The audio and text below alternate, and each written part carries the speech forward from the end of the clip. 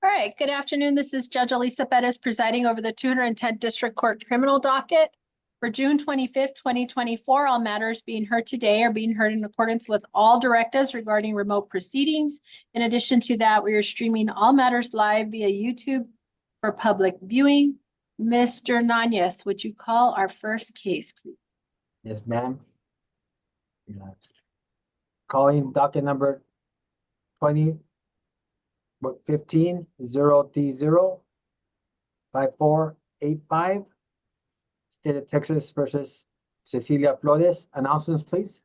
Ada Winary for the state of Texas, present and ready, Your Honor. Cesar Lozano on behalf of Ms. Flores, ready to proceed, Your Honor. And Ms. Flores is appearing remotely from the jail annex. It looks like her case termed back in 2021, and she was picked up on the capias or bench warrant, I guess, on June 6th. So let's see, what did she plead to? What happened, Mr. Lozano? Do we know? Judge, I believe that there was a failure to report.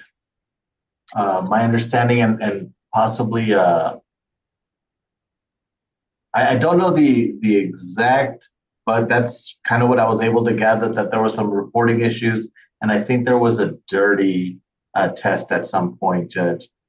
Right. I was hoping to get more information because I don't really get access as much as I Right. did on probation cases. So the motion was filed, right? The 2018 motion remained pending, I guess. Yes, Your Honor. Or it looks like we had another one in 2021. So yeah, she failed to, she just went MIA after she was modified. She completed Safe P in 2019, modified to basic supervision in 2019. Then she tested positive in March 2020, positive for meth and cocaine in June of 2021, and then failed to report after that. We have the motion, attempts to regain supervision are listed, failure to report letters are listed. CSO has attempted to contact client's son who is also on probation with no success. So let's see, what's the time? What are we looking at? She's on for a second degree. Does she have any prior pen trips? And I'm assuming we don't have any new offenses. No, the last thing that I saw was from 2021.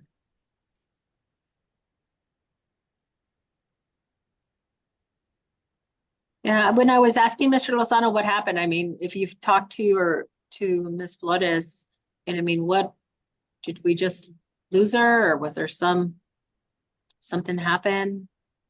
She had a history of compliance, Your Honor, Yeah, I see that. and she has no prior pen trips. I don't see anything really. She has an assault 98, failure to ID, DWI, a bunch of traffic, license suspended, parent contributing, theft in 2012.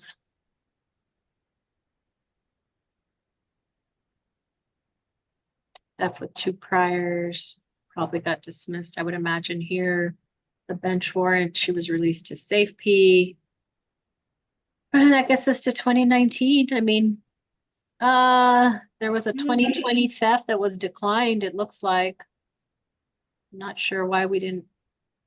Well, maybe if this was 2021. Okay. I'm sorry, Your Honor. There's the P file theft. It has a 2024 number on it, but That was declined. I'm sorry? That one was declined as well. Is it declined? On the jailing, I'm seeing one, yeah, with an October 15, 2020 date, but it says case declined June 7, 2024.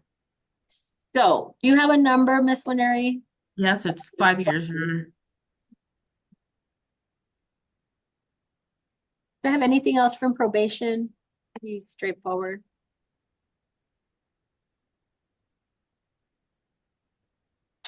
Let me go back and look at one other thing. So she was on for 5 years. Okay. Mr. Lozano, do you have anything for the court? I do, Judge. I mean, we're talking about somebody who has not been committing new offenses or anything like that. Sure, she's been accused a couple of times, but the clients tell me there was obviously nothing there. They're not even dismissals or straight up declines. The other thing, Judge, is we're looking at somebody with a serious, drug issue, drug addiction. She, as the court noted, she did complete a safety. And I think any time that she had missed, there's the obvious trail of relapses with the dirty, having the dirty test and then not reporting. So again, Judge, I think we're just dealing with a really bad addiction issue. I don't see anything else that is causing this other than that, relapses. In my opinion, Judge, 5 years is a little extreme when it comes down to the fact that, she did complete safety. Again, we're not dealing with new cases. I would understand that there's new cases out there or something like that, but that's not the case here. So again, I mean, I would ask for treatment if that's not in the court's intentions. Then No, it's. would ask for. Mhm. I'm sorry, Judge. No, I'm sorry. Go ahead. Then I would ask just for the minimum. I mean, because I don't think she deserves anything worse than that. I hear what you're saying. She went MIA in 2021. It's 2024. She really wasn't compliant. Let me see. She was put on. She started in 2016. She did, almost 5 years. I'm good with 3. Your Honor, I would just like to say that we have to remember that she's not on probation for a drug charge. She's on probation for burglary of a habitation. So she broke into someone's home. So it's not as simple as she has a drug issue. Yeah, she has a drug issue, but she also has a tendency to violate other citizens. So, the state would just ask that that be kept in mind. Okay. Yeah, no, I'm good with 3. If I would, I'd ask for leave to speak with my client, Your Honor. Sure. We'll reset her for 30 days. Let Thank you, us know. Judge. It'll be reset for a pre-rebel hearing. It's at the 3 p.m. jail slot on Tuesday. So if you are ready to take care of it at that point, have the paperwork submitted to the court ahead of time, okay?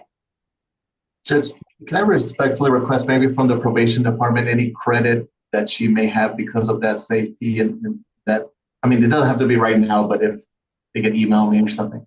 Sure, that's fine. Thank you, Judge. Thank you, Ms. Flores. All right, who's next? Judge, page 15, Anthony Smith for Mr. Ortiz.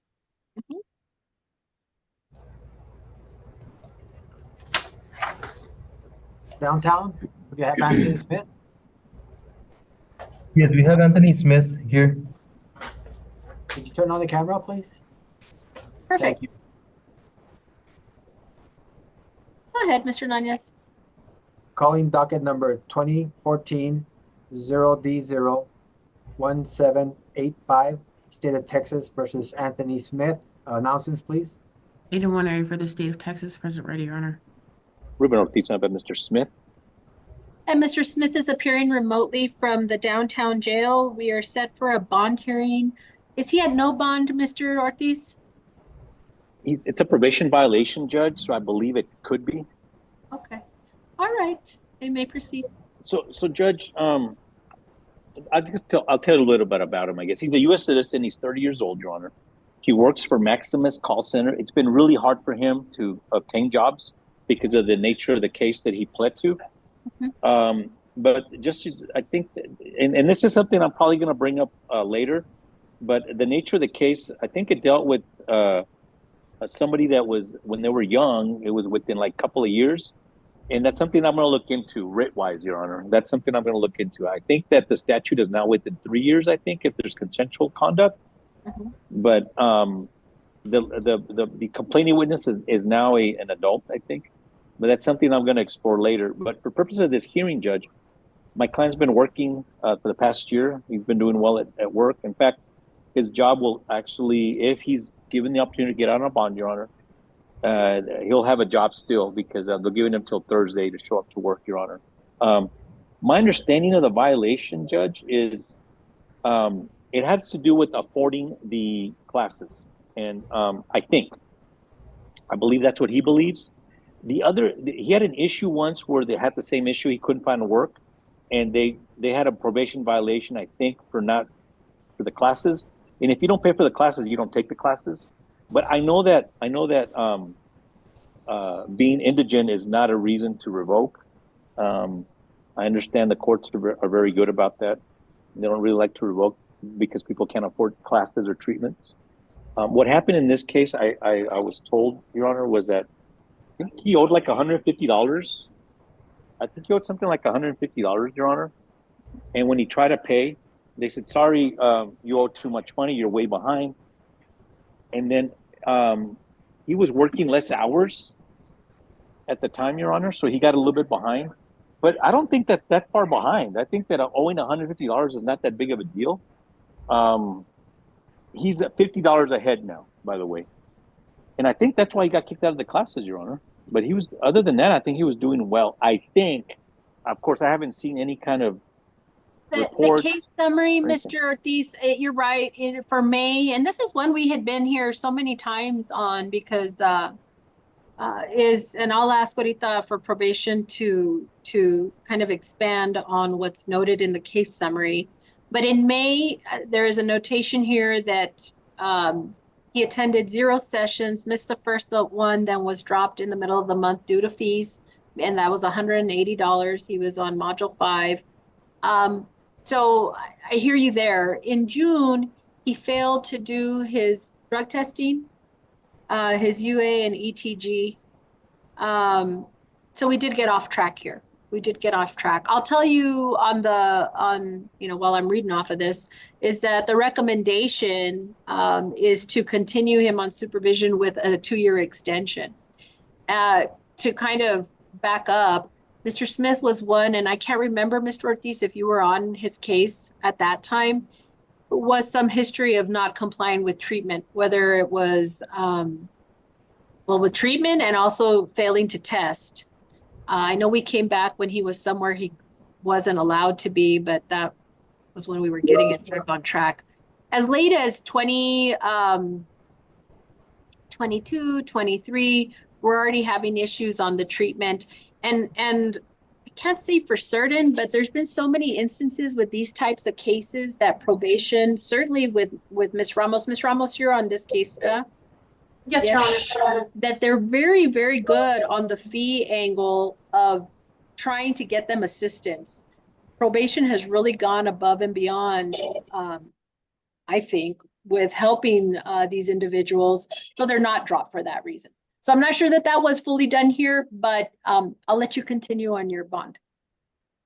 No, thank you, Judge. I mean, now I know a lot more about the case. I was under the impression, since I haven't seen anything, Judge, I was under the impression that the fees were the issue, Your Honor. But however, I'm really happy to hear that the probation department does help these individuals that are trying to finish their treatments. And I mean, I know in these type of cases, it's really difficult for them to even find work. In his situation, for the past year, he's found a very good paying job. The only bad thing is that he did get a little behind the fees because he wasn't quite working. He was only working like 28 hours to 32 hours versus his 40 hours a week, Your Honor. So that was kind of causing the issues with his fees, Your Honor. For now, Judge, I mean, if there's going to be a, if there's going to be a modification, Judge, I mean, that's another way of solving this case. I want to look into, and I'll keep considering the bond. I want to hear from Ms. Ramos, because looking at his history, each one of these times, so we're talking about May 2020, again, June 2022, October 2022, it's the exact same reasons, right? It's the exact same reasons, which I'm not saying financial can happen all the time. If they were always financial reasons. Ms. Ramos, tell me a little bit about this recent where he's dropped from treatment. Is it all just the fees? Your Honor, he was dropped for the fees.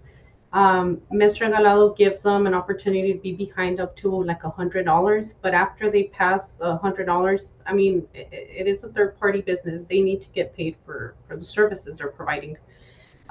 When I started supervisor Mr. Smith, we came to court and we got him subsidy for like 3 months to start him off.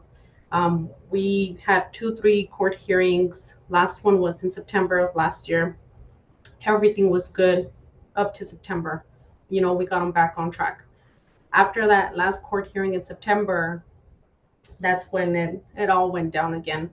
From October to December of 2023, he started with the balances again.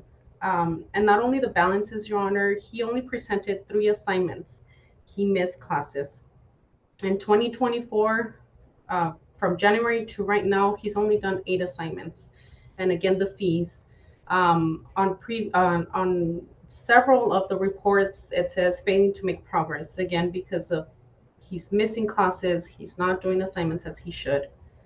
And then the last thing was the UA in June.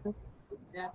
I failed to, I'm seeing it now, that every one of those months it says failing to make progress, failing to make progress. Okay. Let me see if I understand, Ms. Ramos. Is it fair to say, you know, probation has extended him that assistance before on the financial end, but that failing to make progress, that's something that is not related to financial constraints. Is that right?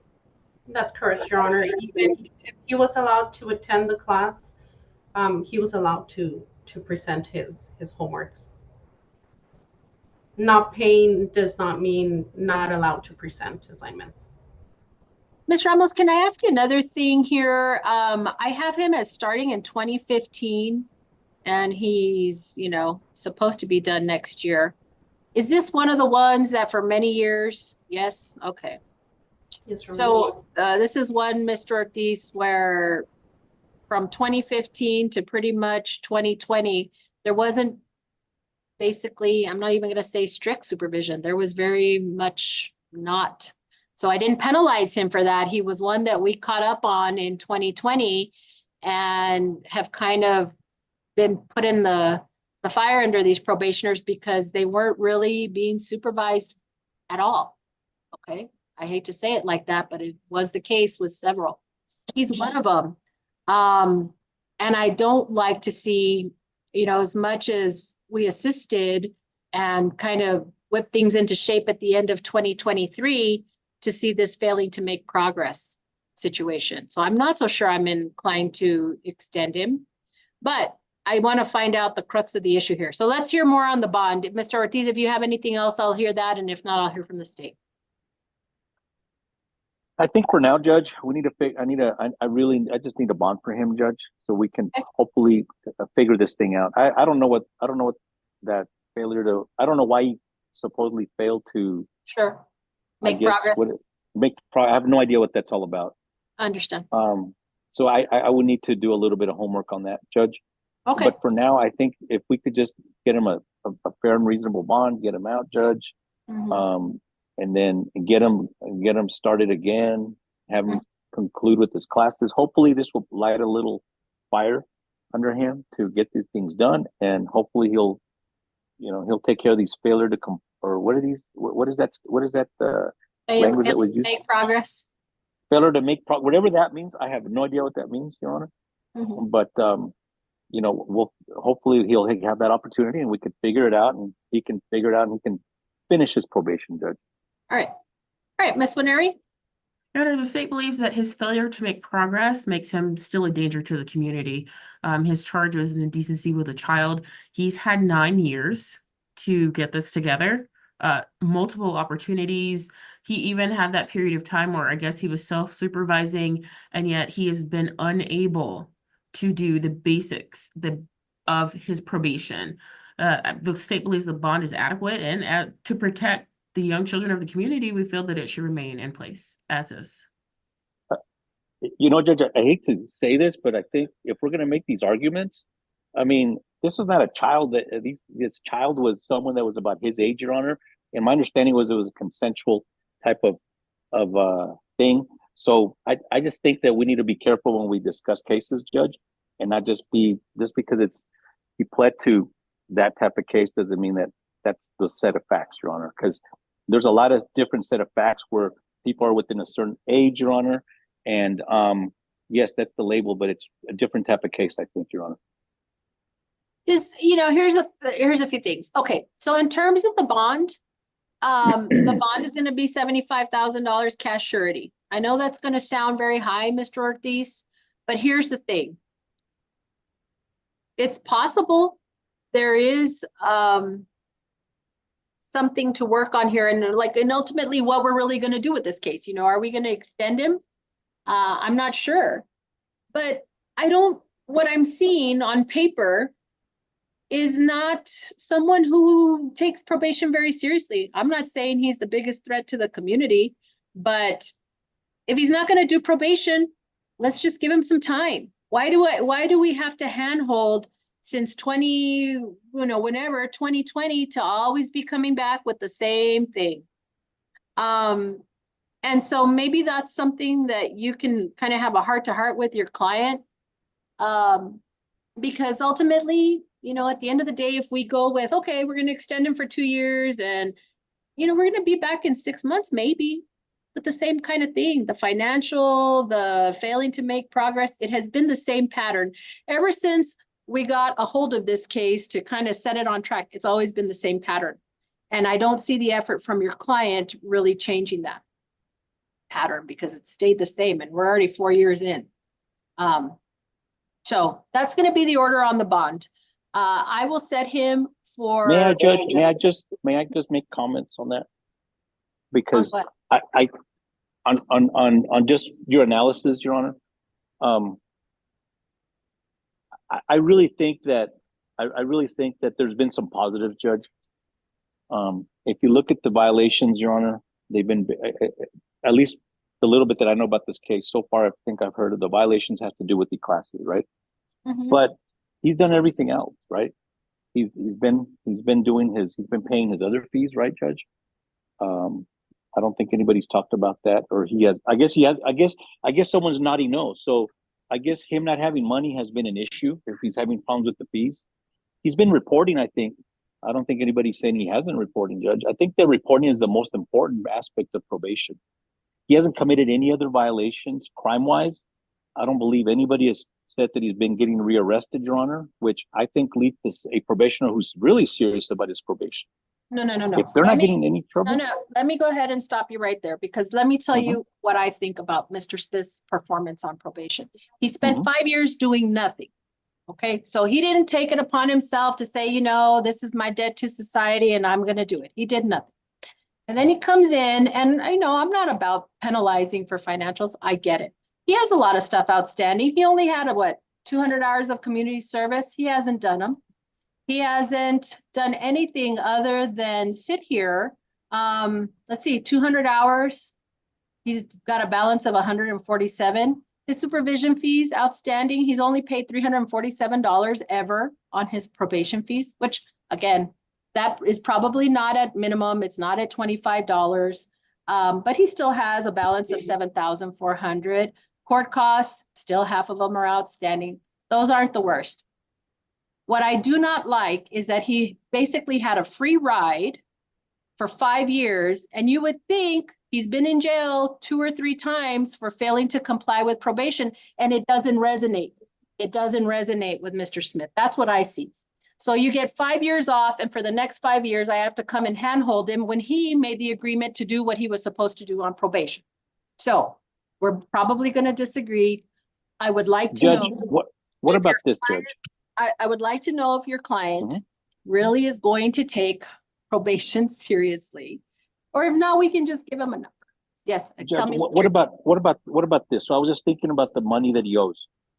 So what if we split that a little bit, Judge, and instead of him or his family coming up with hopefully not come up with $7,500, why not do maybe like a split of 25,000 cash surety and maybe 50,000 PR, and hopefully I can talk to them about coming up with at least the difference in paying that money over to probation I think that money would be much better spent there than say getting a bond, Your Honor.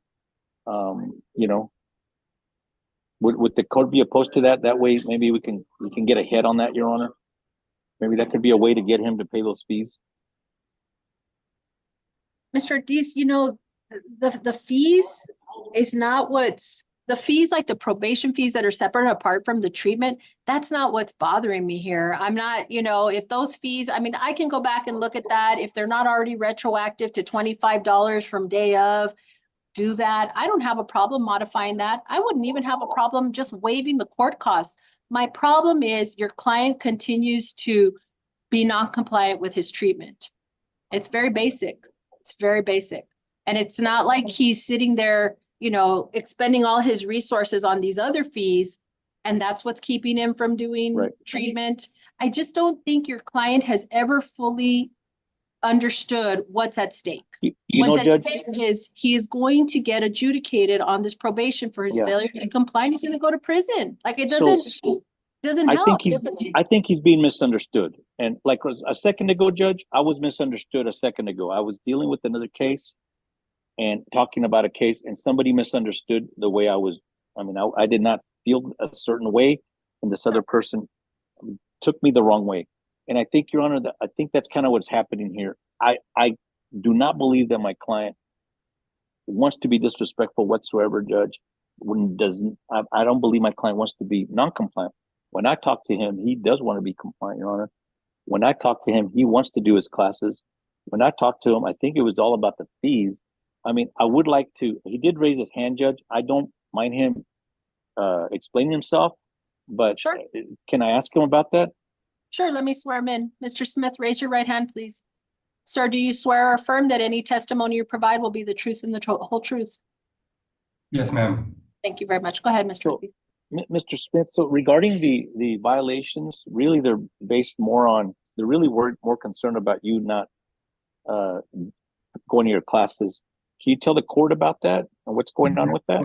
Yes, sir. So I've had some absences in the class. A lot of the absences that I had, I've been sick a lot lately. I had doctor's notes that I had turned in to the treatment provider, Ms. Regalado. In terms of the assignments that I've done, I understand that from January to now, it shows that I've only done 8 assignments. The assignments that we have in that book, they're rather large in the terms of like the answers that we have to give. And so sometimes there is a little bit of a period of time where it takes me a little bit longer to finish one assignment. And I've talked to Ms. Regalado about this, but if you were able to talk to her, she would be able to tell you that the assignments that I do present, I do take it very seriously, that they have been absolutely excellent in terms of like the way that I've answered, the way that I've done them. They do take some time. And so I'm not sure where the failure to make progress is coming from. And I would like the chance to obviously turn that around, but I am doing what I can on my end to get my treatment completed. The fees that happened in the past, the job that I work for a company called Maximus, but I work for Medicare itself. And so back in May, when my fees were getting high and when my hours were dropped, there was a lot of VTO, and so I was being sent home a lot because there were just no calls coming through. At that point, I was donating plasma to be able to keep up with anything that I had going, because in a biweekly check, I was getting about 26 to 28 hours in a biweekly check. So nowhere near the 80 that I was, needing. I pay the child support and everything like that. So I was donating everything that I was doing, all that I pretty much could. I am very serious. I understand how it looks on paper. I definitely have that fire in me to finish what I have to do, ma'am. And so, but I'm not going to disregard anything of like how it looks to you. Of course, I completely understand. I'm just asking for, just a little bit more of a chance to respectfully, prove what you guys see on the paper and everything like that, respectfully, to be able to prove that wrong and show you that I am serious about this and that I am, really wanting to get through this. I have, plans for after probation, even if I get extended, because I know that is very likely the case, to be able to finish my stuff. But I have plans, like I want to finish this and I want to be able to have a life. I'm planning a life with my girlfriend at this moment, just to be able to, I want to be able to just get this done. Mr. Ortiz, do you have anything else? Good. Judge, that's precisely what I wanted you to hear from, Your Honor. I mean, you know, whatever work that he performs, Your Honor, hopefully the probation officer will be able to tell you that he does take it seriously, Judge. And these other assignments, maybe they're a little bit longer than the other ones, Your Honor. And maybe perhaps that was the issue, Judge. I know that one of the times he was kicked out recently because he was behind over $100. It was 150. But if they check his books right now, Judge, he's ahead by $50. I think that's showing everyone, Your Honor, So him why taking didn't this why didn't seriously. he go test in June? Mr. Smith, why didn't you test? Why do I have a fail to do your UA and ETG in June? I had tried to go that day when I had spoke to Miss Ramos when she had let me know, but I didn't have the funds to do so, and so I had tried to ask my mother for a couple dollars at that point, because at that point that was when I had finished paying off that big balance that I owed and whatnot, and it left me with about $4 in my account. All right. Anything else? Judge, Mr. just that Reporter? I hope, Your Honor, that you reconsider the $75,000, maybe split that somehow, Judge, and he's going to show up to court, Your Honor, and that's what the bond is for, Judge, really. But I think that money could be used for purposes of really funding his treatments, Judge, and his classes, Your Honor, and that's why I would request the reconsideration of that, Your Honor. You heard from him, Your Honor. I think he came out very respectful, Your Honor, very truthful, and that's all for now, Your Honor. May I, Your Honor? Yes. Your Honor, he did fail to report the second time in May. It's not on the summary, but it was on the email that I sent to you. They're supposed to report face-to-face to my office 2 times a month, and he did fail to report the second time. Also, Your Honor, we've been having issues with EHN. He requested EHN. He attended his initial. After that, he never went back. He missed 2 doctor's appointments. He missed 3 casework appointments. I have an email saying that he's not returning calls. They try to call, and they just dropped him from EHN as well. Why? Mr. Ortiz, I don't know if you want your client to keep answering or not. I don't, Judge, I don't mind. I mean, Okay. he's on probation anyways. All right, Mr. Smith, go ahead. Yes, ma'am. So I had requested services with EHN just to be able to talk to someone, because I've had a hard time sleeping a lot lately. I've also had, the times that I do sleep, I have some very odd dreams, like where I dream of my funeral type of thing, where like family, friends are kind of happy. And so I had questions regarding that. I did go to my initial appointment with EHN. I had been in contact with Lori through EHN. She had my number. We were calling back and forth. We were playing a lot of phone tag, because at that time as well, she was trying to contact me while I was at work. And so it was a little bit harder to get a hold of her, because I do work 10-hour days, 4 days a week. And so there, some of the times when she was kind of around, it was a little bit harder to get a hold of her. Mr. Smith, I don't understand. Is it 4 hours? Is it 10 hours a day, 4 days a week, or is it 28 hours over 2 weeks? Which is it? That was the initial schedule. It's 10 hours, and so there were just times when she would try to reach me when I was working, or vice versa. I would try to reach her and she was unavailable. But I was in contact with Lori, and I did let her know that at this time and whatnot, while I was trying to do all of this, my hours were more steady than they were at the time of the balance and whatnot. And so I had let her know, they were scheduling me for appointments and whatnot on times when I wasn't available. Pretty much like the only time that I was available is Tuesday during the week. That's my day off during the week. And they were scheduling me for appointments throughout the rest of the time that I wasn't able to attend because of the work schedule.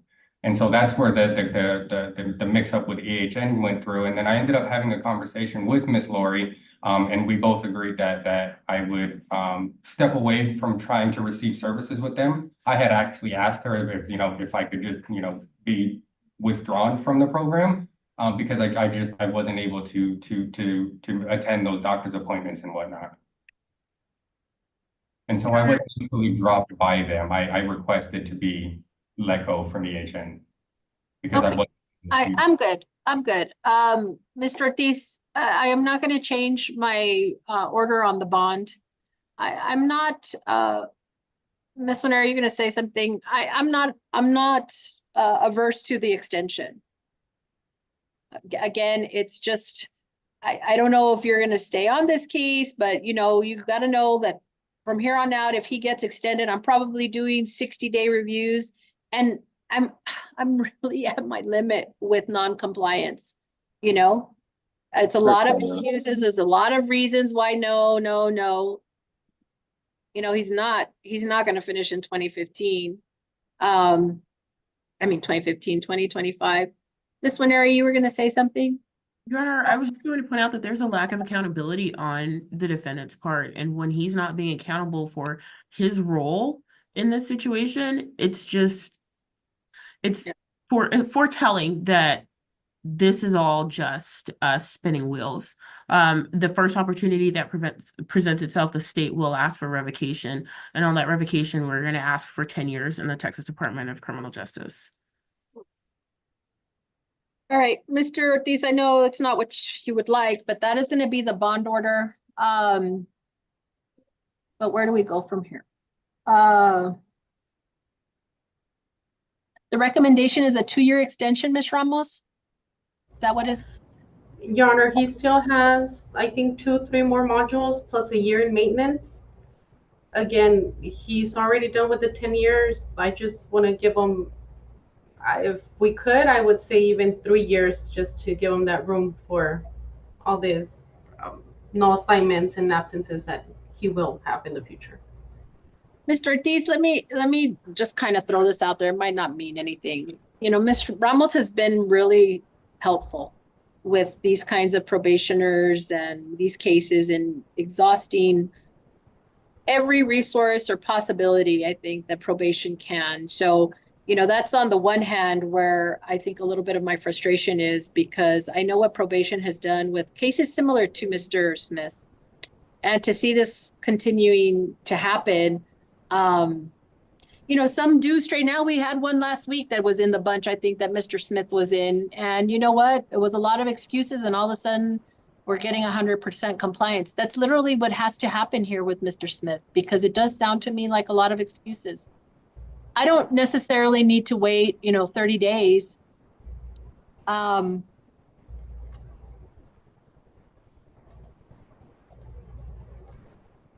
know, if we're going to extend him and he's, you know, if I'm going to give him, you know, consideration for what he's saying here today, it'll be a 3-year extension. And we're going to do probation review hearings every 60 days. And he's going to have to figure out the financials. I don't have a problem, Mr. Ortiz, going back and doing that retro on the probation fees on some of those financials. But from here on out, really, I mean, this failing to make progress, that's not going to cut it. I mean, I hope we're not just pushing off the inevitable, which is he's going to get adjudicated. Your Honor, my advice to him would be to accept the 3-year extension, Your Honor. I'm not afraid to say that right now, Your Honor. And I would definitely tell him that, I mean, he's got to comply. I hate to say this, but this is more important than a job. You know what I mean, Your Honor? And that's just my opinion. And that's what I would tell him, that complying with these classes, complying with finishing and being terminated from probation successfully in 3 years, it's much more important than working 28 hours or 40 hours a week right now. You know, Judge? Because I think that the probation department and I think the court will understand if he can't work, and if he's got to finish these classes, you're going to put 100% effort into it. And I don't think that the court and or the probation department or even the district attorney's office is going to revoke him because of that, because of him being indigent. I don't believe that would happen. I think that I think everybody wants to see him succeed, and everybody wants to see him complete probation, Your Honor, because I think that's what's going to be best for society, and that would include the whole community, Your Honor. They're better. The whole community is better off him complying and finishing than him not. Okay. We're going to, I don't disagree with you, Mr. Ortiz. I am going to set him for a probation status hearing on July 16th. at 3 p.m. Me, you know, whether this is viewed as some type of sanction, there is to be some type of sanction. I'm not calling it a jail commitment per se, but if he doesn't bond out, obviously it's going to feel like a sanction to him. If he's agreeable, I'll address it then, and Judge, is there any way you can schedule it for like the 11th or 12th in that? Because I think I have a vacation certificate and the week after, Judge. we can try the 9th. You want to try Okay, the Judge. 9th? Okay. Let me just check real quick here. Hold on. I want to make sure I'm here. 16th is probably not good anyways, because I think we're in trial, so we probably should do it on the 9th. Yeah, 9th, 10th, 11th I think are fine with me, Your Honor. Okay, we'll look at it then. We'll look at it then. Look at it then. Thank you, Judge. Appreciate you. Thanks for your time. All Appreciate right. you, Your Honor. Take care. Thank you. May I have excuse, sir? You may. Thank Have a you, good day. You too. May I Bye. excuse you? Yes, Ms. Ramos. Thank you, ma'am. Mr. Nunez, Ms. Ponce needs to wait because I don't have time to review her case just yet. Yes, ma'am. Okay, who's next? May I have page 14, Judge? Kyla Herrera, Mr. Abrar. Annex, could we get Kyla Herrera? Coming out. Thank you. Hello, Ms. Vergara. Good afternoon, Your Honor. How are you? I'm well. How are you? Good. It's good to see everyone. Good to see you too. All right. Is that Ms. Herrera? Yes. Okay, let's call it. Calling cause number 2023-0D00109, State of Texas versus Kyla Guadalupe Herrera. Announcements, please. Ada Warnery for the state of Texas, present right, Your Honor. Lindsay Vergara for Ms. Herrera, Your Honor, present. And Ms. Herrera is appearing remotely from the jail annex. We're scheduled for a probation status hearing. Let me see. She was placed on 2 deferred, court costs and fine, 100 hours community service, anger management TAP. She failed to report since September 23 to April 24. Let me see. Letter to date, Ms. Herrera has paid court costs and fines in full. She has not made any payments towards probation fees, not worked on any community service hours, not registered for her classes. She was arrested on the bench warrant and remains in custody. So the recommendation is to continue her on probation and assess her needs. Carla, are you covering this one or who's covering this one? Yes, Your Honor, I am. So are there any other concerns, special concerns with Ms. Herrera? Because this is not really someone that I want to keep on probation. What's her history like? Anyone? No history. Doesn't really have much of anything, Your Honor. She might have had like a misdemeanor, some dismissals on like a possession or something, but nothing. Yeah. She has a dismissal on assault causing bodily injury to a family member, criminal mischief, and evading arrest. Gotcha. Thank you, Ms. Pineda. So probation wants to keep her on. Anybody have any input?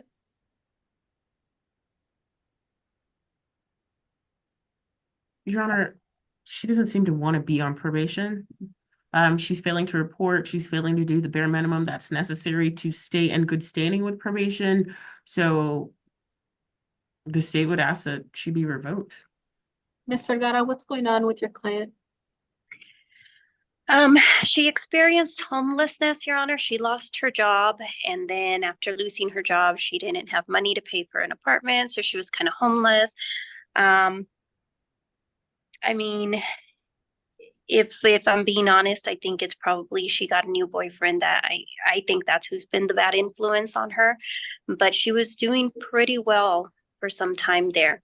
I have seen her at the jail, Judge. I don't believe she wants to be revoked at this time.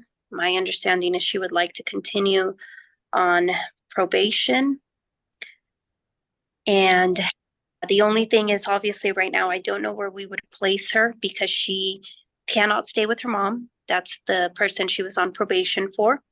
And then I believe she had a disagreement with her grandparents over them having contact with the mother. And, you know, obviously my client could better explain what's going on with that, but that's what's been conveyed to me. I just feel I went back and looked at the booking. There was nothing on the 1622. I just don't know that we are, status quo, putting her back on probation is not. Is there some kind of program that we could tailor her probation a little more specifically to help her be successful? Would it be like the program if I dare? I'm not sure if that's for her. It's cutting out, so I don't know what you said. But they can transfer her. No? Okay. Miss Carla, Oh, yeah. I'm sorry, I didn't hear which program Ms. Vergara stated. Sorry, so I had suggested the Phoenix program, right, with the 171st, but then Mr. Abar was informing me can't do that because of the transfer, etc. I was thinking, and I'm not sure the criteria on the court that Judge Navarrete and Judge Salas run. I don't remember the criteria there. I don't see, without the 1622, we can't go to the 243rd. That's the one with Judge Navarrete, Your Honor, is a war program, but she would have to be, Ms. Herrera would have to be placed in RSAT first. Once they're in RSAT for treatment, that's when they're released to attend the war program.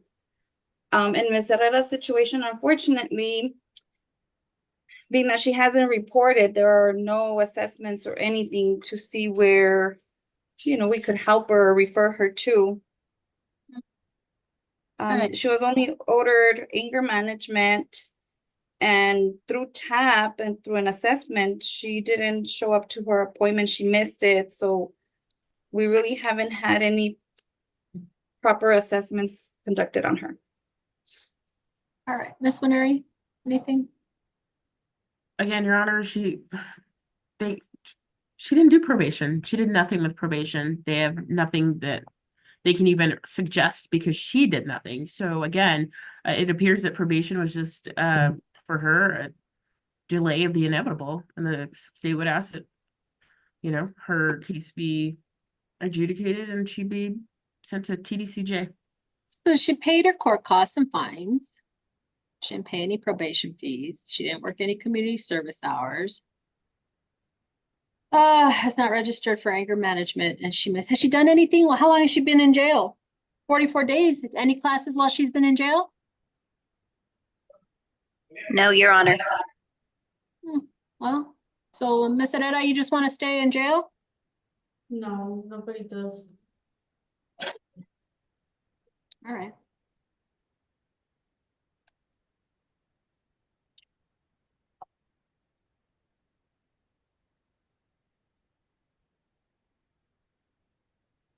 So September, October, November, December, and 4. So that's like 8 months.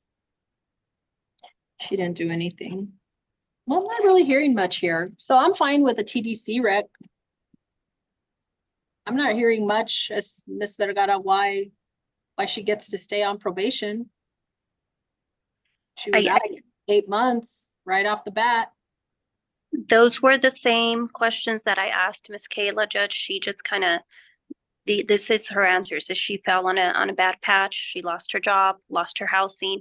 And then I asked her why she hadn't reported that would be one of your questions, like you can still call.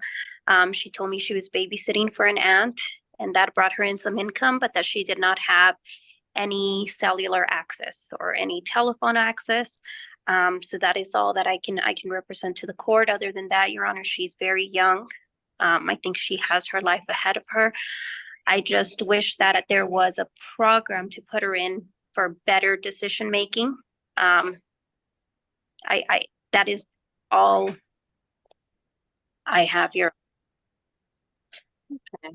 Well, I really don't have anything to make a better assessment to find her some resources, and not reporting for 8 months. and just coming in and saying, I don't want to be in jail doesn't warrant keeping her on probation. So set up for a pre-revocation here. We have our motion. Ms. Winery, is the motion filed? Your Honor, we'll have one filed by the end of the week. I'm gonna reset her for a, well, not reset her, I'm gonna set her for a pre-revocation hearing in 30 days. I would encourage, Oh, Ms. Your Honor. find a sorry. plan that after you discuss with your clients, something that we can work with, because right now I really don't have anything to work. Your Honor, we actually filed the motion to adjudicate 2/16/24. Oh, okay, so it's been on file. All right. Okey doke. I'll see you in 30 days. Sounds good, Your Honor. Thank you. Thank you. All right, who's next? Next, annex, could I get Jose Gonzalez, Mr. Avalar?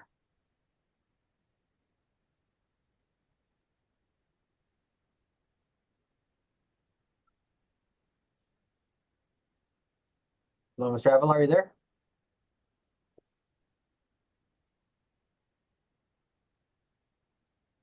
Mr. Avalar?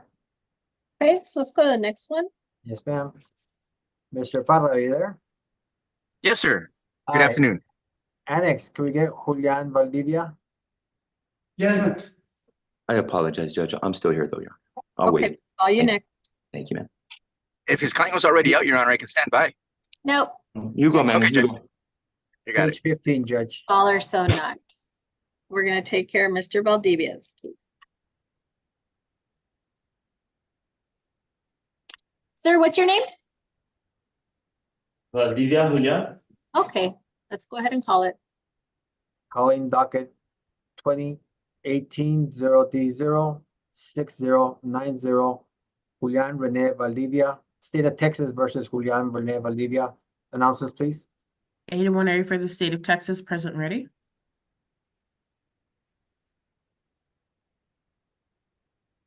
Mr. Parra, Sorry, Judge, was having some issues with the screen. Manuel Parra from Mr. Valdivia, also ready. for purposes of the record, Mr. Valdivia is appearing remotely from the jail annex. We're scheduled for a bond hearing and a pre-revocation hearing. Mr. Parra, you may proceed.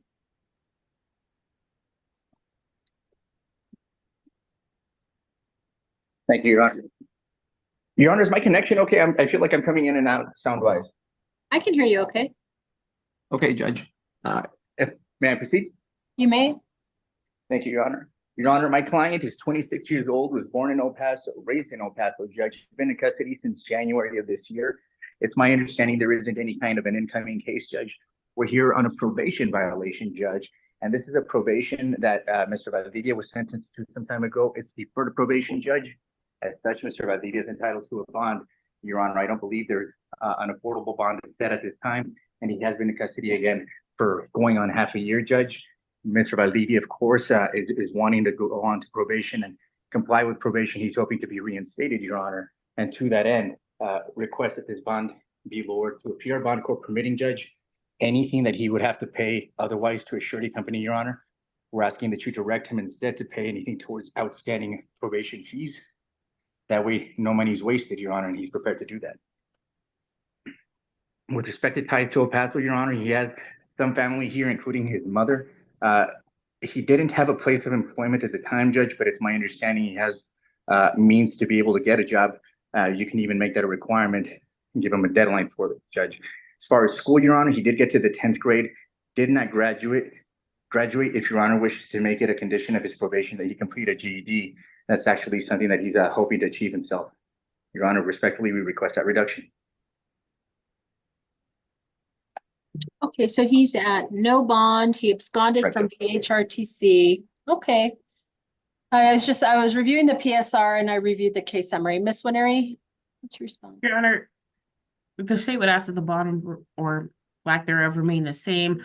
The defendant has, he doesn't have an extensive criminal history, but the charges that he does have always been against citizens of the community.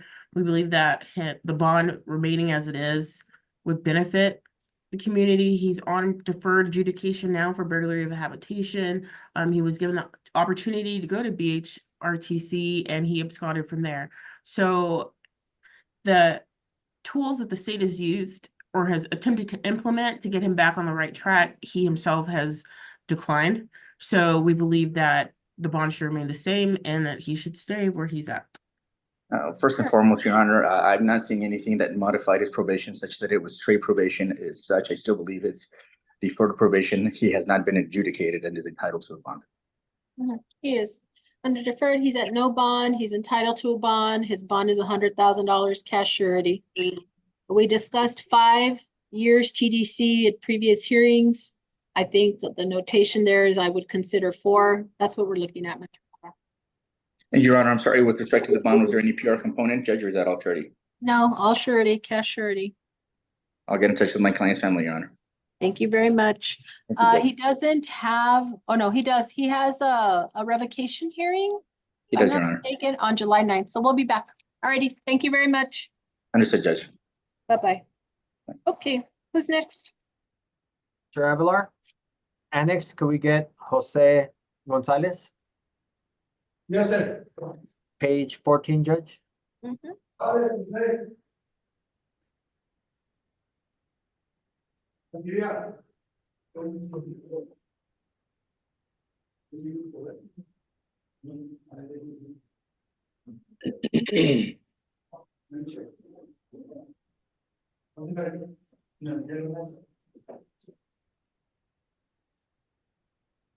right, go ahead and call it, please.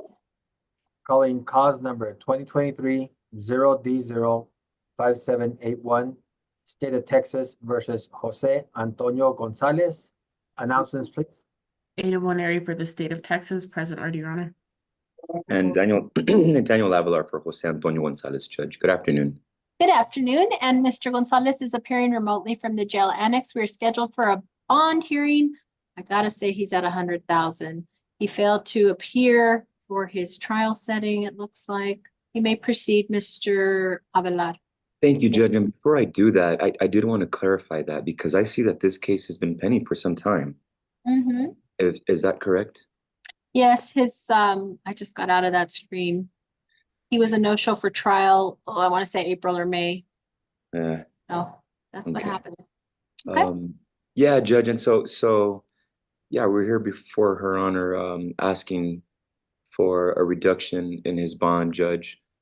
He is local. I have no reason as to why he didn't appear to his trial setting, and I'm sure that when he's released, we shall admonish him to not do those things anymore, Your Honor.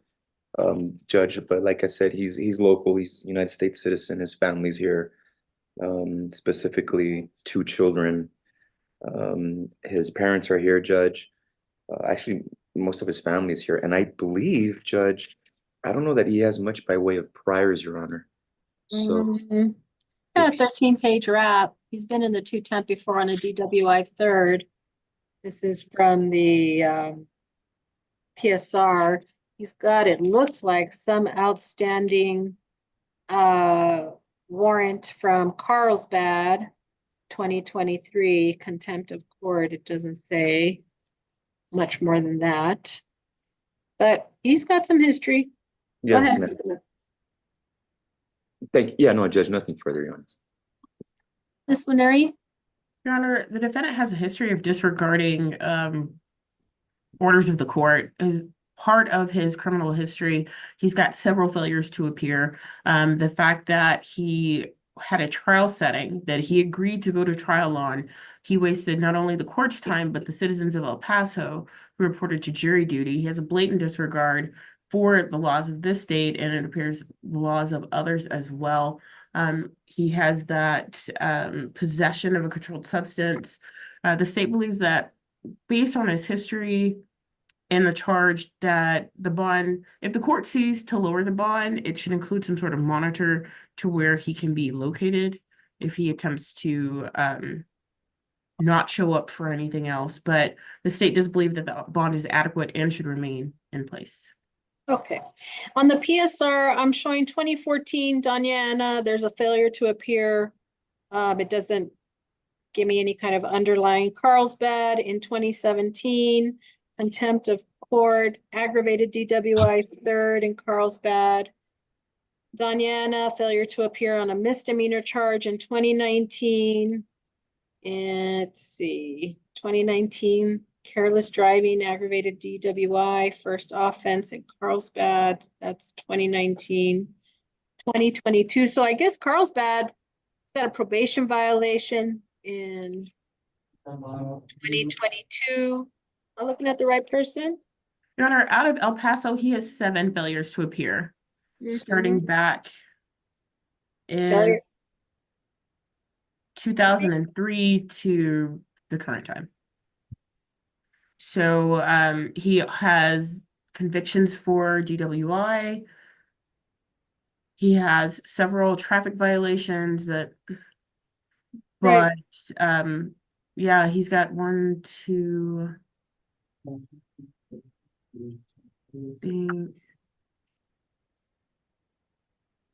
two DWIs. He's got a couple of open containers in a vehicle. So, I mean, he does have some history.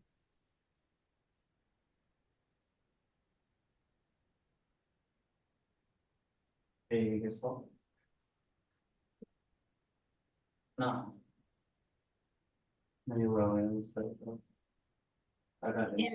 in 2005, 2 years probation. Who's talking? Is that the annex? Okay. Adult probation, 2008, assault. He was revoked on that in 2011. No. All right, so he's entitled to a bond, right? That's pre-trial, Your Honor. All right, so he'll have $100,000 split, 50,000. Cash surety, 50,000 PR, clearly. Prior non-compliance, his criminal history, safety of the community.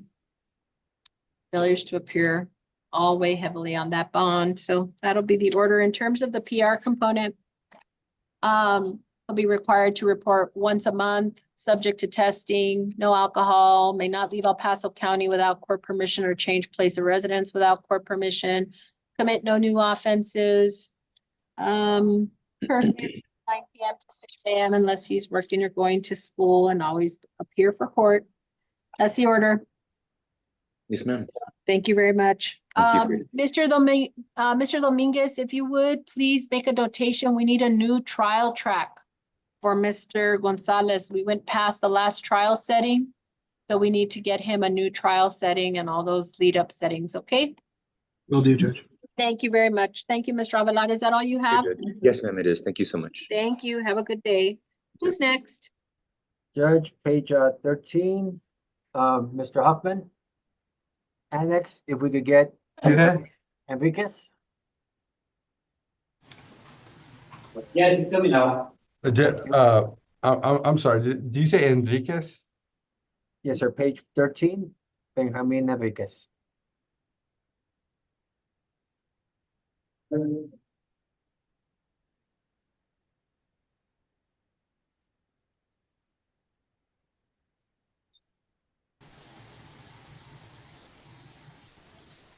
Enriquez. Let's go ahead and call it, please. Calling cause number 2022 0D0 2012, State of Texas versus Benjamin Enriquez. Announcements, please.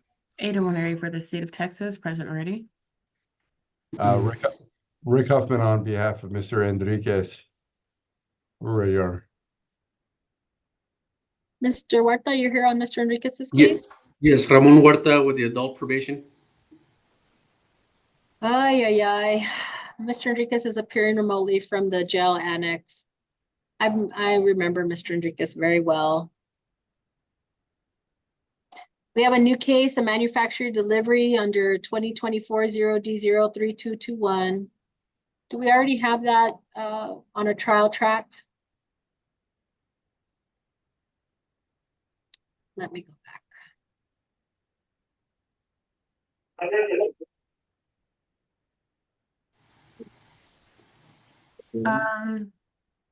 No, it doesn't look that way, Your Honor. We look at the right case. My system is a little bit slow. I'm going a little slow too, Judge. Super slow. I'm showing an arraignment set on July 25th, Judge. The indictment was on the 4th of this month. All right. Okay.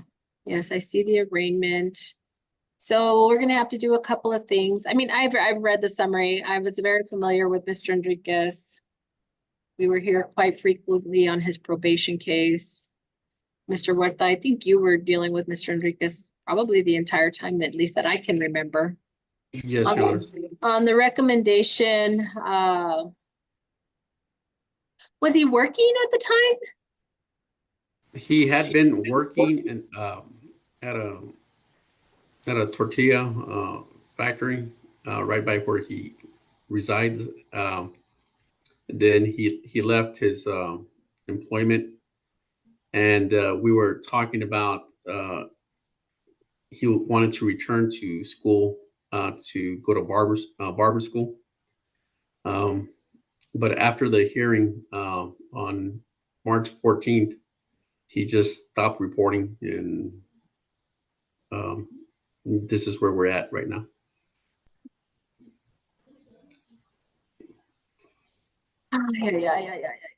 All right, well, let's just put this probation case on at the same time as the arraignment. And then we'll be getting a trial track on the new case. Mr. Huffman, you're on that case, so see what happens there. I can tell you there's an extensive history. I don't know if you see the case summary or you've seen the case summary on him. We did a lot with Mr. Enriquez, a lot of hand-holding. I remember, Judge, and I remember there were some issues with his breakup, where he was kind of affected pretty badly, emotionally and mentally. And are there co-defendants in his new case? No, I don't think so. The cops were there to do a possible EDO because he was having like a depressed episode, another one, and I think that's where there. I don't think there was anybody else involved, but I suspect it was a similar kind of mental health breakdown. Mr. Huerta, he was going through the therapy, right? The MRT.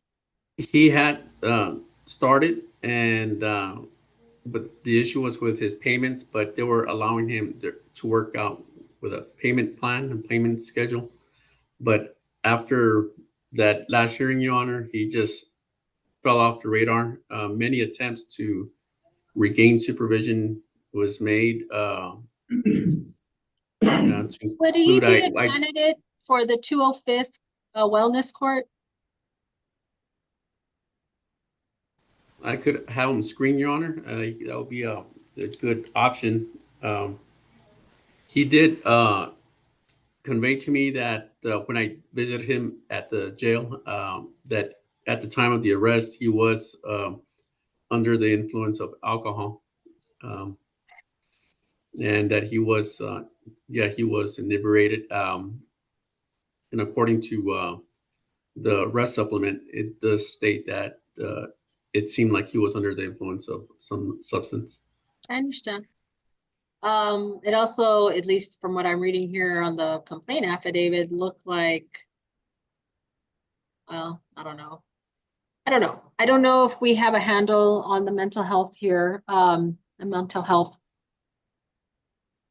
concerns. All right. Let's have something that we can rely on other than what he was on, because it's not working. What kind of family support did he have, Mr. Huerta? Well, he lived with his mother, Maria Munoz, and his twin sister, Roxanne. And I had made contact with both parties. And they did convey that, yes, he just left the address and started associating with they didn't say if there were gang friends but some bad disreputable characters, and And this is where he's at now, where, he wasn't living where he was, stating that he was. And his family didn't know where he was at that time. All right. All right. Well, we'll see you on the 25th. If somebody has some better solutions, or if you let me know, Mr. Huffman. I don't know if your client has decided he wants to be hanging out with those folks and tracking up cases. We can get that little resume, prison resume going. Don't have a problem there. We can revoke him on his probation, or we can. But I know you'll do what you need to do, Mr. Huffman. But outside of that, I need some better solutions than what we've done thus far, because clearly all that hand holding did not resonate the way I was hoping it would. So we'll see you then. Will do, Your Honor. Okay, bye-bye, Mr. Thank Enriquez. you, Your Who's next? Thank you, Mr. Huerta. Ismael Galvan, Judge. Annex, could we get Ismael Galvan? Same page, Judge. He's coming out. Thank you.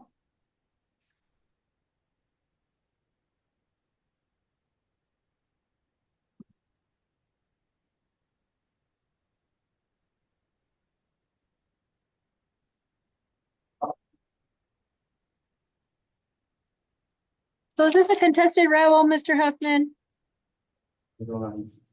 Judge, this is the case that we were talking about this morning. I know. And I think Ada was gonna look into the new case. Okay, let's call him. Calling cause numbers 2022 0D05812, 2023 0D000006, and 2023 0D07413. Each case style, the state of Texas versus Ismael Galvan. May I have announcements, please? Ada Warner for Texas, present, ready, Your Honor. Rick Huffman on behalf of Mr. Galvan, ready. David Hernandez will adult probation, Your Honor. And Mr. Galvan is appearing remotely from the jail annex. We were set for a contested revocation, which, as I brought up to counsel this morning, I was a little confused that we would be at a contested revocation. Mr. Huffman, you mentioned a new case. Do we have a case that has not been indicted or filed yet? It has been indicted, and we've been to court, I think a couple times.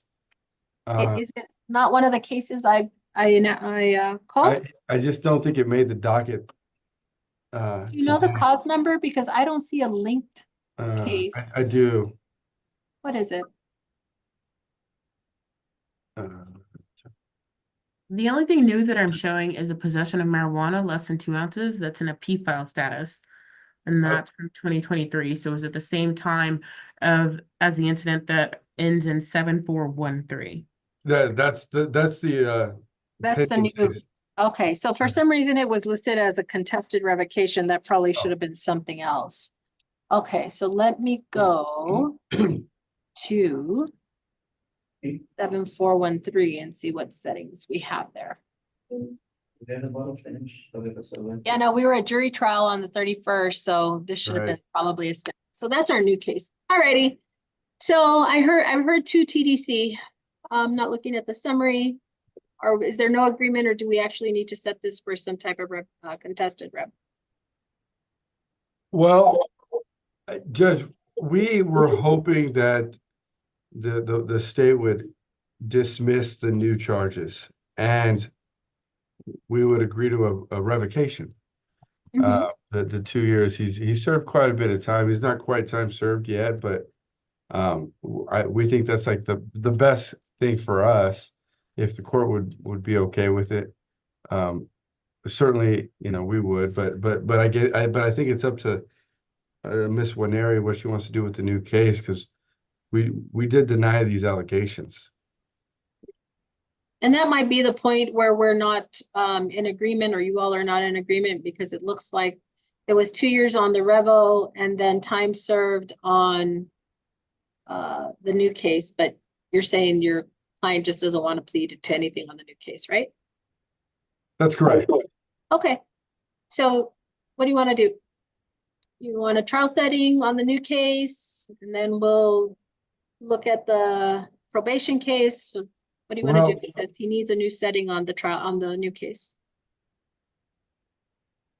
It's kind of up to Miss Winery. But she might, I don't know. I think Miss Winery, last time we talked, you said you'd reach out to the CW on the new case. Obviously, you probably need some time to do that, but that's kind of where we were at, Judge. Okay. Well, I mean, I can set the we're setting 7413 for trial in 60 days. Okay? All right.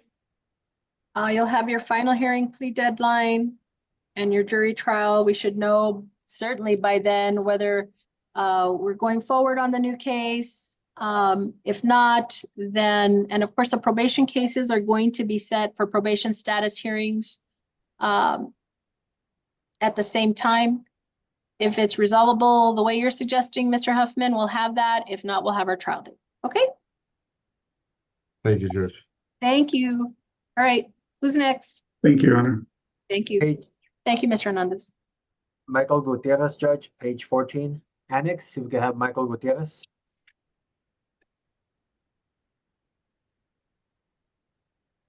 Miss Jasmine or someone, can you confirm we have, I think we did, Mr. Huffman, have a Zoom in-person waivers on both of these, please?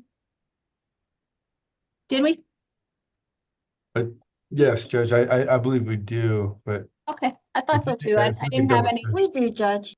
I didn't have any notations that the paperwork would take them. Okay, who is this, Mr. Gutierrez? yes, Judge. All right. Calling cause number 2023-0D08023, State of Texas versus Michael Brian Gutierrez. May I have announcements, please? Ada Winery for the State of Texas, present and ready, Your Honor. Rick Huffman, on behalf of Mr. Gutierrez, we're ready.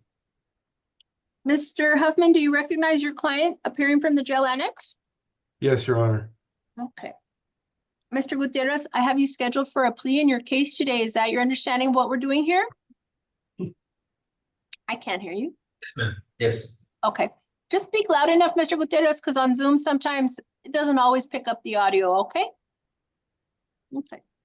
Get started with your plea. I do need to swear you in, sir. Raise your right hand, please. Sir, do you swear or affirm that any testimony you provide will be the truth and the whole truth? Yes, ma'am. Thank you very much. You can put your hand down. Please state your name and date of birth for the record. It is Michael Bryan, July 1st, 1981. Mr. Gutierrez, I did receive documents, plea documents in your case.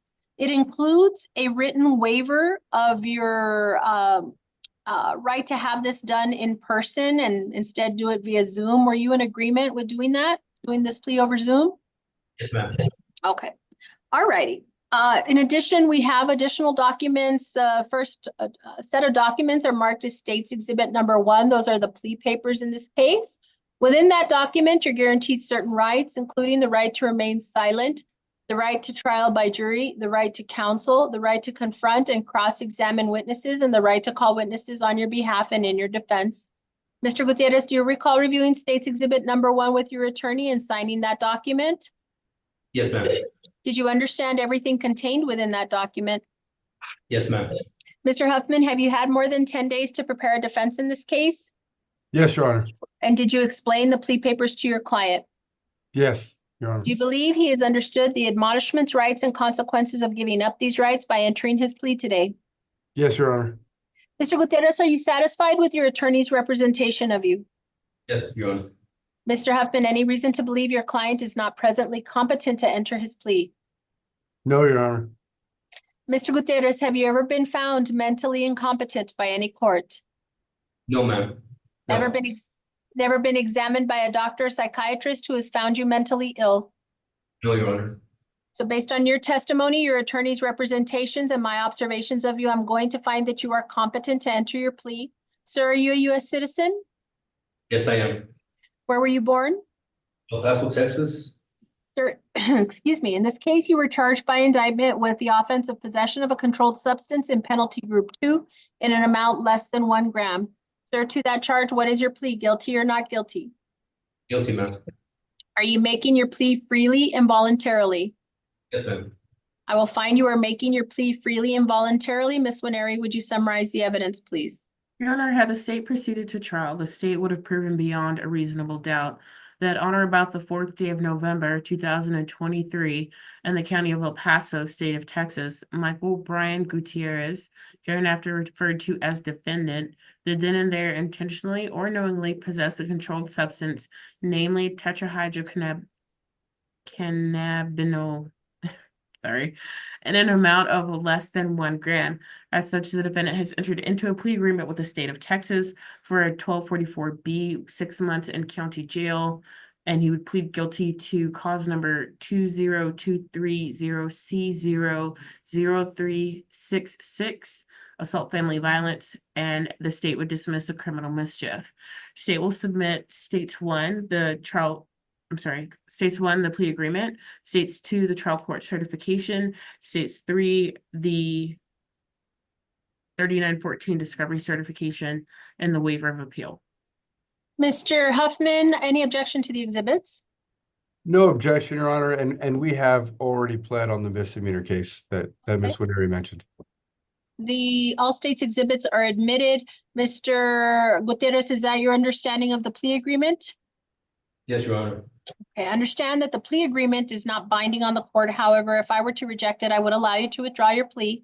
If I follow the plea agreement, you may not appeal this case except on matters raised by written motion and ruled on before trial or by permission of the court. The next document I'm going to ask you about is the 1-page document entitled the Trial Court Certification of Your Right to Appeal. It's a document that explains your appeal rights. Because this is a plea bargained or negotiated case, you do not have an automatic right of appeal. Mr. Gutierrez, do you recall reviewing the trial court certification with your attorney and signing that document? Yes, Your Honor. Signed by your attorney and signed by the court as well. So on your plea of guilty and the evidence introduced, I will accept your plea and at this time find the evidence substantiates your guilt.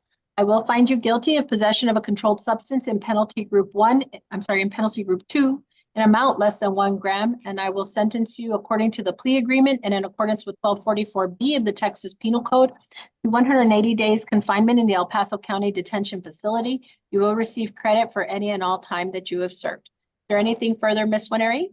No, Your Honor. Mr. Huffman? No, Your Honor. Thank you very much. Good luck to you, Mr. Gutierrez. All right, who's next? David Kim, Judge, same page. Annex, if we could have David Kim. Actually, he's downtown. He's downtown? Yes, for some reason, he was brought downtown today. Okay, if we could have Mr. Kim, please. Mr. Kim, good afternoon. Good afternoon. Is that your client, Mr. Huffman? Yes, Your Honor. Okay, calling cause number 2023-0D08333, State of Texas versus David Andrew Kim. May I have announcements? Ada Winery for the state of Texas, present ready, Your Honor. Rick Huffman on behalf of Mr. Kim, ready. And for purposes of the record, Mr. Kim is appearing from the downtown jail. Mr. Kim, I did receive the plea documents in this case. I also received a written waiver of having this proceeding happen in person. Are you in agreement with doing this over Zoom rather than in person? Yes, Your Honor. Okay, to get started with your plea, I do need to swear you in. Would you raise your right hand, please? Sir, do you swear or affirm that any testimony you provide will be the truth and the whole truth? Yes, I do, Your Honor. Thank you very much. You can put your hand down. Would you say your name and date of birth for the record? David Andrew Kim, November 3rd, 1970. Mr. Kim, as I mentioned, I have plea documents. The first document is marked as State's Exhibit number 1. Those are the plea papers in this case. Within that document, you're guaranteed certain rights, including the right to remain silent, the right to trial by jury, the right to counsel, the right to confront and cross-examine witnesses, and the right to call witnesses on your behalf and in your defense. Mr. Kim, do you recall reviewing State's Exhibit number 1 with your attorney and signing that document? Yes, Your Honor. Do you understand everything contained within that document? Yes, Your Honor. Mr. Huffman, have you had more than 10 days to prepare a defense in this case? Yes, Your Honor. And did you explain the plea papers to your client? I did, Your Honor. Do you believe he has understood the admonishments, rights, and consequences of giving up these rights by entering his plea today? Yes, I do, Your Honor. Mr. Kim, are you satisfied with your attorney's representation of you? Yes, Your Honor. Mr. Huffman, any reason to believe your client is not presently competent to enter his plea? No, Your Honor. Mr. Kim, have you ever been found mentally incompetent by any court? No, Your Honor. Ever been examined by a doctor or psychiatrist who has found you mentally ill? No, Your Honor. So based on your testimony, your attorney's representations, and my observations of you, I'm going to find that you are competent to enter your plea. Sir, are you a U.S. citizen? Yes, Your Honor. Where were you born? Los Angeles, California. In this case, you are charged with the offense of burglary of a vehicle with 2 or more previous convictions. To that charge, sir, what is your plea? Guilty or not guilty? Guilty, Your Honor. Are you making your plea freely and voluntarily? Yes, Your Honor. I will find you are making your plea freely and voluntarily. Ms. Winery, would you summarize the evidence, please? Your Honor, had the state proceeded to trial, the state would have proven beyond a reasonable doubt that on or about the 31st day of October, 2023, in the county of El Paso, state of Texas, David Andrew Kim, hereinafter referred to as defendant, did then and there, without the effective consent of Laney Mendez, the owner thereof, break into or enter a vehicle, to wit, a Mazda automobile, or a part thereof, with the intent to commit theft. And it is further presented in and to said court that before the commission of the offense alleged above, the defendant had been previously convicted 2 times of an offense under section 30.04 Penal Code, and that on the 26th day of June 2020, in the 168th District Court of El Paso County, Texas, in cause number 20200D01123, the defendant was convicted of the offense of burglary of a vehicle with 2 or more convictions. And on the 30th day of April 2021, in the 168th District Court of El Paso County, Texas, and cause number, excuse me, 20200D03776, counts 1 and 2, the defendant was convicted of the offense of burglary of a vehicle with 2 or more convictions. And it is further presented in and to said court that prior to the commission of the aforesaid offense, on the 17th day of December 2018, and cause number D-1-DC-18-208178, and the 334th District Court of Travis County, Texas, the defendant was convicted of the state jail felony of burglary of a vehicle with 2 or more convictions. And it is further presented in and to said court that prior to the commission of the primary offense, on the 26th day of June 2020, and cause number 20200D01103, in the 168th District Court of El Paso County, Texas, the defendant was convicted of the state jail felony of possession of a controlled substance less than 1 gram. As such, the defendant has entered into a plea agreement with the state of Texas for a 1244A credit for time served with a plea to his misdemeanor indecency case. The state will also dismiss a criminal trespass.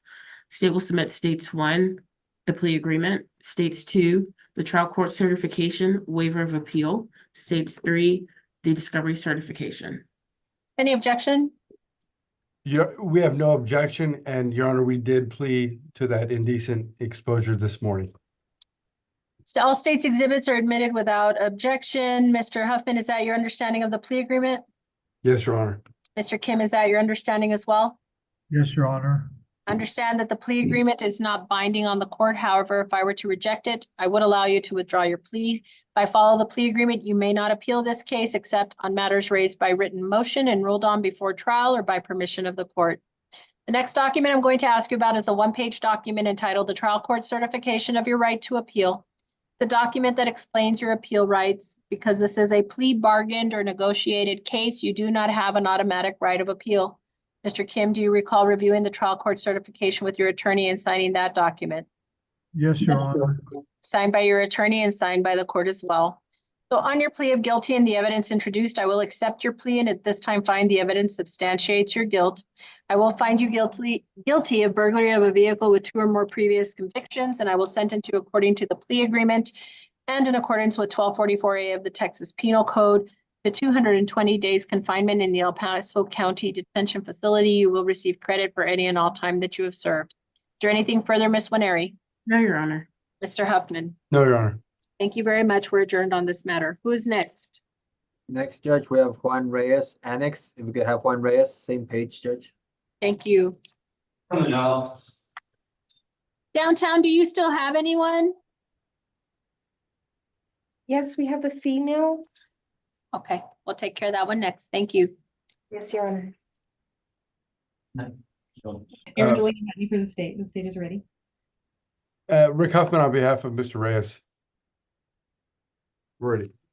For purposes of the record, Mr. Reyes is appearing remotely from the jail annex. We're set for a bond hearing. Mr. Huffman, you may proceed. Thank you, Judge. Mr. Reyes has been in custody for a little over 40 days, Judge. His bond is currently $10,000. He's been unable to raise the funds to pay said bond. So we are asking this court for a PR bond. He is a United States citizen, born and raised in El Paso, Texas. He has his GED. He's been employed with Mambella Contractors for about 5 years now, Judge, off and on, where he does concrete work.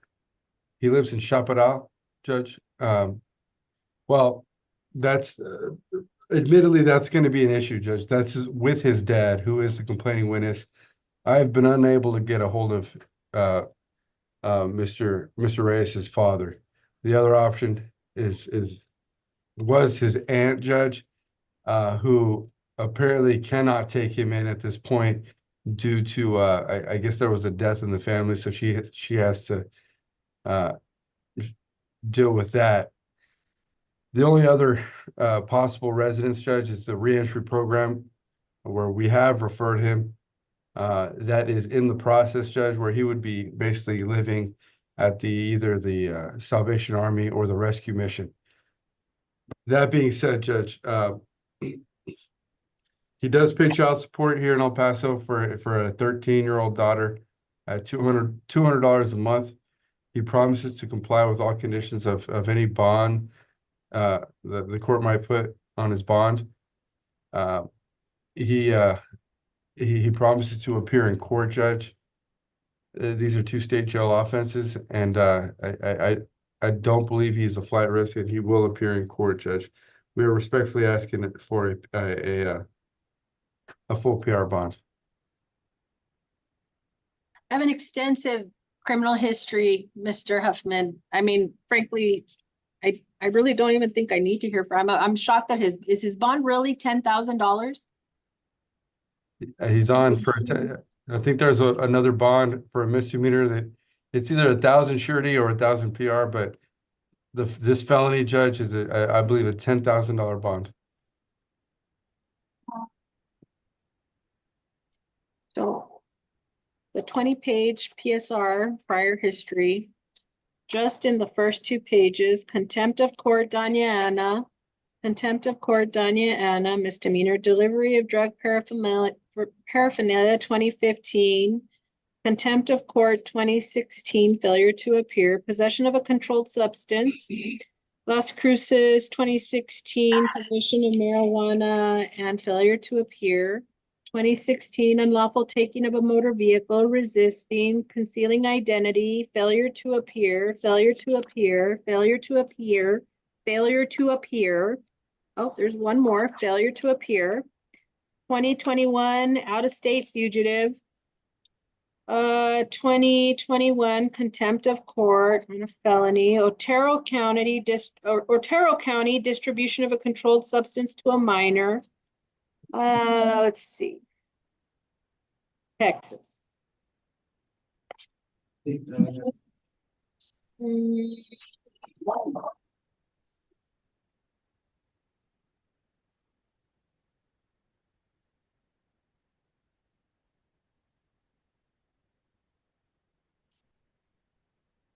Let's start in Texas. 2012 assault, family violence, guilty. 2018 theft. 2018 theft, guilty. 2018 obstruction, retaliation. If I'm not mistaken, that's the one he went to TDC on 2 years in 2018. And then 2022, we have some thefts with priors. Guilty. That's back in 2022. He did 100 days, 100 days. Evading, I'm wondering if this is where. Unauthorized use, guilty, 6 months, state jail. Yeah, I really don't, I don't know if Miss Matney has something else for me. Well, just to let you know, some of the facts of this case, the defendant was kicked out of his father's home for his use of drugs. He stole his father's identity, made a fake ID, and then used it to withdraw $2,000 from his father's account. And that's the basis of this case. His aunt is the one who obtained the surveillance video and helped turn him in to police. So I don't believe that he's going to be welcome at either his father's home or his aunt's home, based on the facts of this case. And also, he was living with a friend who cooperated. So I don't know that that friend's going to be welcoming either. He does have obviously contacts out of state. He was working in Albuquerque as of this time last year. So based on his extensive history and the facts of this case, I do believe he is flight risk and would request that the bond at least remain where it is. Anything else, Mr. Huffman? No, Your Honor. The request to reduce bond is denied. We have our trial setting in February. If we haven't gotten our arraignment or waiver, please turn it in. Our judges' conference is in September. Is there a rec, Miss Matney? There is, Your Honor. 9-month state jail to run concurrent with his recently pled cases. He did plead in January of this year, and then just in February was when he was indicted on these cases. And then he did pick up a new offense in April. So I'm recking 9-month state jail, and if not, then I'll file my notice of enhancement. All right, we'll see you at the next setting. Thank you very much. I have not had an opportunity to convey that offer. It's fairly new, Judge, but I will definitely let Miss Mandy know, and we'll get that. I feel like that's kind of low. I'm just going to throw that out there. I don't want to rain on your parade, Mr. Huffman, but all right, we'll see you at the next setting. Thank you, Your Honor. Thank you. All right, Linda Torres, please. Annex, is that everyone you have? I just found out that Linda Torres was transferred to the annex. Ándale. While we were on YouTube, we lost her? Just kidding. Yes. So if we don't have Linda Torres, Mr. Huffman, I don't have a problem if you would like to proceed on your bond hearing without your client, but I think this one might be a winner, Judge. might be what? A winner. So you want to go forward? It's a 0.03 grams. She doesn't have much of history, Judge. Maybe this one could be agreed. Okay, so I want to be able to release. So nobody has Linda Torres, so you all are excused. Thank you, jail. Thank you, Digo Annex. Thank you, downtown. Thank you, Your Honor. Have a good afternoon. Be safe. All right. Do you want to have a hearing? What's going on? I don't know if this is one that maybe we can agree on a bond. I don't have a lot of. I was actually going to ask her where are you going to live, because I just don't have that information, Judge. But it's a 0.03 grams of meth. The bag was found in the back seat of the car where she was sitting in the back seat. There were other baggies found in the car. There were other people found in the car. There was paraphernalia found in the car. It wasn't her car. She denied the bag with the 0.03 grams of meth. Mr. Huffman, let me just ask you, do you want to proceed with your bond hearing and have me consider some things on the record? Because even with your client not here, if not, we can try and bring her out down on Thursday. Thursday would work, Judge. Ella Huffman, Thursday. I want the court to know where she's going to live at least, Judge. I don't have that information. Unless I mean, the Thursday docket. We'll bring her. We'll bring her. I just know it's going to be crazy. I feel like if Mr. Huffman would give me a call, we might be able to clear on Thursday. Well, yeah, that'd be well. We're shouldn't gonna have a bring her. history, Judge. So I don't know that one. I don't know. We're gonna bring her on Thursday. So Miss Linda Torres will be brought over on Thursday. Her hearing will be at 11 a.m. It will be a bond hearing. If you all have some other things, great. Well, we appreciate that, Judge. No Well, I worries. My apologies. We lost her in It happened. all the movement. I think we're all tired anyway. I think we're all tired. Oh, we can take care of it. I just, she's not here, so I don't know. Up to you. Yeah, I better wait, Judge, just We'll in see you case. on Thursday. Is there anybody else pending? No, not Let's that get I'm off of aware. YouTube. All right. Thank you, Miss Erica. Thank you, Judge. Have a good one. Have a good day. Bye-bye. Hello? Anything else from anyone? Not, I can get off. Mr. Huffman's got other calls to make. I just want him to know. Wait, we're still on YouTube. Right now, can we get off of YouTube, please? Mr. Nunez, can we get off of YouTube?